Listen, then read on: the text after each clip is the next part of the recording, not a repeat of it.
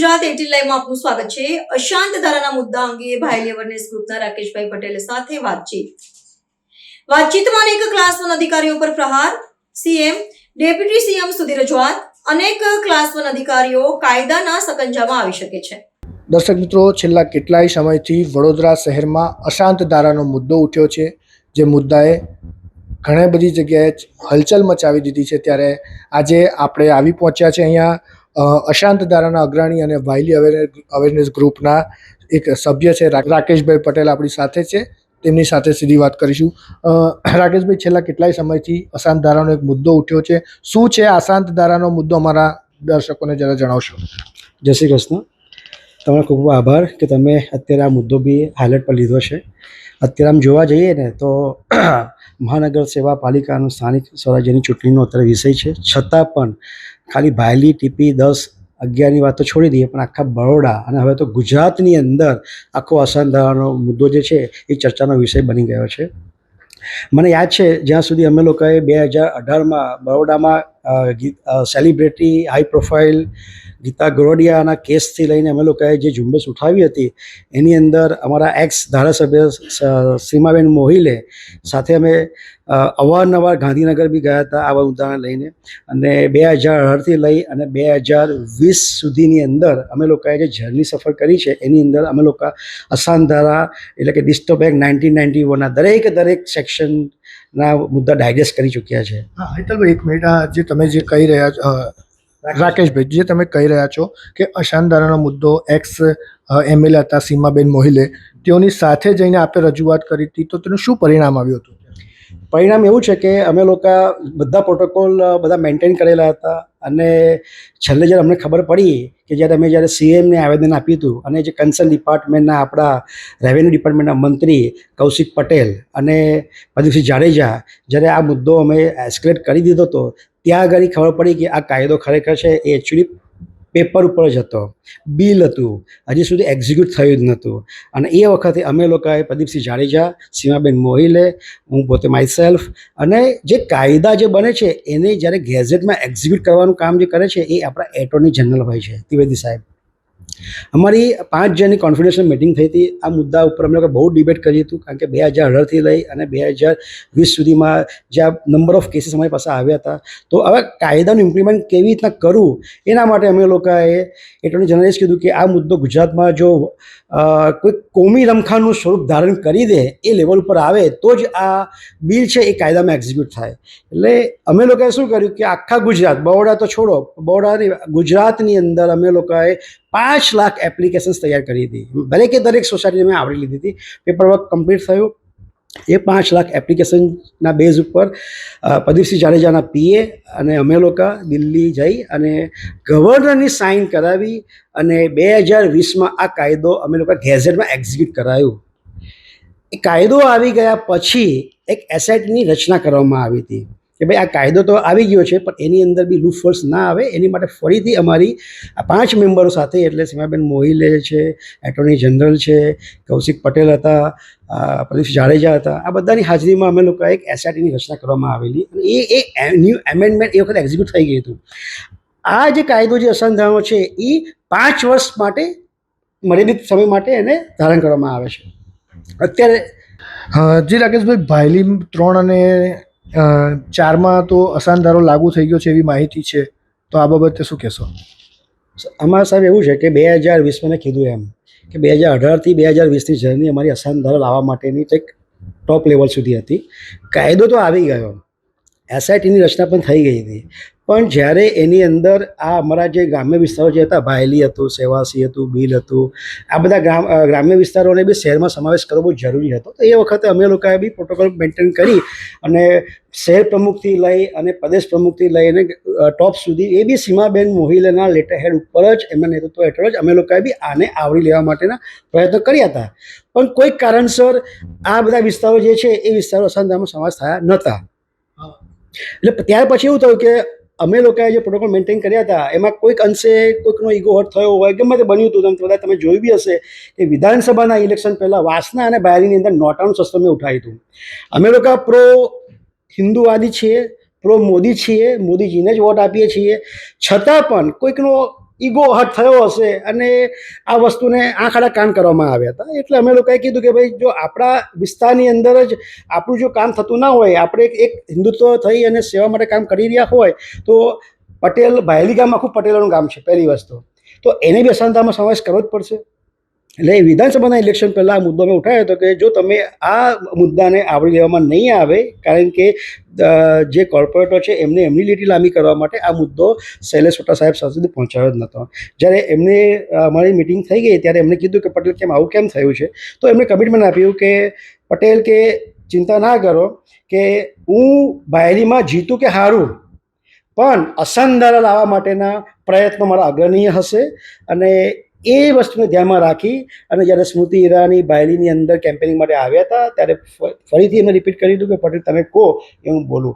એ જ્યારે બોલ્યા હતા અને એ જ વસ્તુ એમને પૂરું કર્યું છે. પણ અત્યારે વસ્તુ એવી છે કે TP3 અને TP4ની અંદર અમુક સર્વે નંબરને આવરી લેવામાં આવ્યા છે. પ્રોસેસ જે બી હોય અમે કાયદો લાવ્યા છે, મને ખબર છે કે તમે અફેક્ટેડ એરિયાને તમે કવર કર્યા છે, બરાબર છે, તો એ કંઈ ને કંઈ હજી ગેપ છે. આ એક્સરસાઇઝ કરવાની કોઈ જરૂર નથી કે TP1 ને 2 ને નથી આવ્યા તો આપણે એનું ગ્રુપ બનાવીને કલેક્ટર પાસે આવેદન આપીએ અને એ અંદર સમાવેશ કરીએ કે એ સેન્સિટિવ છે. આ પોલરાઇઝેશન જે થતું હોય છે ને, એ પોલરાઇઝેશન કરવાની પ્રોસેસ જે છે ને એ આખી અલગ છે.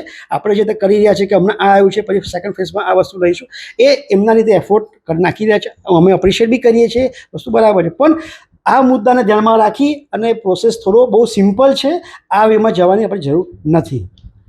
દર્શક મિત્રો, જે રીતના એક અશાંત ધારાનો મુદ્દો ઘણો ઉછળ્યો છે, ચૂંટણી આવતા જ આ મુદ્દો ઉછળ્યો છે, ત્યારે આ સમગ્ર અશાંત ધારો લાગુ થવો જોઈએ અને કેટલો લાગુ થવો જોઈએ અને આ લાગુ થયા પછી કેટલું જરૂરી છે, આ સમગ્ર બાબતે આપણને બાયલી અવેરનેસ ગ્રુપના સભ્ય છે રાકેશભાઈ પટેલ, તેઓએ સમગ્ર માહિતી આપી હતી. અને આ અમારા માધ્યમથી આ જે તમામ નેતાઓ છે તેઓના પણ આ કાન ખોલ્યા છે અને હવે આ અશાંત ધારો લાગુ થશે અને કેવી રીતના થશે તે હવે જોવું રહ્યું. રાકેશભાઈ, ઘણી જગ્યાએ અત્યારે અશાંત ધારો લાગુ પણ થઈ ગયો છે, તેમ છતાં ઘણા લોકો ત્યાં ઝંડા લઈને નીકળી પડે છે અને સ્થાનિક કોર્પોરેટરોના ઉમેદવારો કાંઈ ગણગારતા નથી. શું કહેશો આ બાબતે? તમારો ક્વેશ્ચન્સ બહુ રાઈટ જગ્યાએ તમે પીચ કર્યો છે. કાયદો તો અમે લઈ આવ્યા 2020માં, વિધાનસભાનું ઇલેક્શન બી આવ્યું, એમાં બી પ્રત્યાઘાતો થયા, સમાવેશ થયો, બધું બરાબર છે. હવે આની અંદર જે છે ને એ છટકબારી બહુ મહત્ત્વનો રોલ ભજવે છે. આખી સિસ્ટમની અંદર કન્ક્લુઝન કરીએ ને તો પ્રાંત કચેરીમાંથી આ પાસ થતું હોય છે અને પ્રાંત કચેરીના ક્લાસ 1 ઓફિસરો જે છે ને એની માટે જવાબદાર છે. તમે સિસ્ટમ બનાવી છે, સિસ્ટમ બી આપણી છે અને છટકબારી જે કહીએ આપણે એ આ જગ્યાથી જ થાય છે, તો આ વિન્ડોને પહેલાં બંધ કરવી પડશે. મારી આપના માધ્યમથી ડેપ્યુટી સીએમ હર્ષ સંઘવી સાહેબને એક નમ્ર વિનંતી છે, સાહેબ શહેરમાં નહીં ગુજરાતની અંદર આપણે એક બેન્ચમાર્ક બનાવવાની જરૂર છે. કાયદા માટે તો અમારા જેવા ઘણા લોકો નીકળી ગયા હતા, સમયનો ભોગ બી આપેલો, કાયદો પણ લઈ આવ્યા અને હમણાં 25મી માર્ચે આ જ કાયદો ફરી 5 વર્ષ માટે ન્યૂ એમેન્ડમેન્ટ થઈને એક્ઝિક્યુટ થઈ ગયો છે. પણ જ્યાં સુધી આપણે બેન્ચમાર્ક નહીં બનાવીએ ત્યાં સુધી આનું પરિણામ 0 જ આવવાનું છે. અને આ પ્રજા જે છે એમને ખબર નથી બિચારાને કે આજે કંઈ બી મુદ્દો બન્યો એટલે સીધા ઝંડાઓ લઈને 400-500 માણસો લઈ અને તમે કોર્પોરેટર પાસે આવેદન આપો, સીએમને તમારા પોલીસ કમિશનરને આવેદન આપો, અધિકારીઓને આવેદન આપો. આ પ્રોપર વે નથી. ફરી હજી કહું છું, ડેપ્યુટી સીએમ હર્ષ સંઘવી સાહેબ, બેન્ચમાર્ક બહોળાથી સ્ટાર્ટ કરો. એ જે તે બી પ્રાંત અધિકારીના કરપ્ટેડ ક્લાસ 1 અધિકારીઓ છે એ જ આ સિસ્ટમ છે એને બ્રેક કરે છે. કારણ કે આપણે પાવર એમને જ આપેલો છે કે તમે અશાંતતાની પરમિશનનો પાવર એમની પાસે છે. અત્યારે જે અમે લોકોએ એસઆઈટીની રચના કરી હતી અને ગાંધીનગર વિધાનસભાની અંદર અમને બોલાવ્યા, એટલે 5 કોન્ફિડન્શિયલ મેમોમાં બેઠા હતા, ચોખ્ખું ક્લિયર કર્યું હતું કે આ એસઆઈટીનું ફોલો કરવામાં આવશે, છતાં પણ ફોલો થતું નથી. એટલે આ તો કહેવાય ને કે અમે તો આઈટીના માણસો છીએ, પ્રોગ્રામ બી અમે બનાવીએ પણ અમને ખબર છે કે પ્રોગ્રામની અંદર બગ્સ કેટલી છે. તો આ બગ્સ દેખાય છે અમને, પણ સાંભળવા માટે કોઈ તૈયાર નથી. તો આ બધા જે બી ઇલેક્શનો થઈ રહ્યા છે એની અંદર મુદ્દો ડાયવર્ટ થઈ ગયો છે અશાંત ધારો. આ પ્રાંત અધિકારીને સસ્પેન્ડ કરો, બેન્ચ માર્ક બનાવો તમે.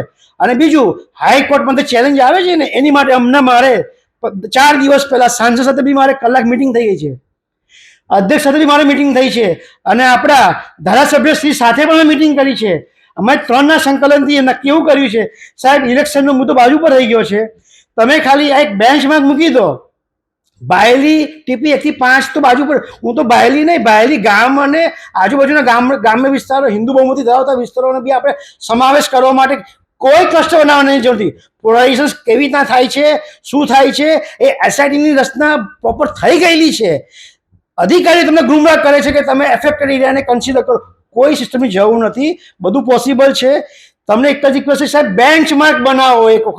એક વખત તમે અધિકારીઓને ઘર ભેગા કરી દેશો ને તો સાહેબ અસાનદાના ક્લસ્ટર બનાવવાની બી જરૂરત નથી.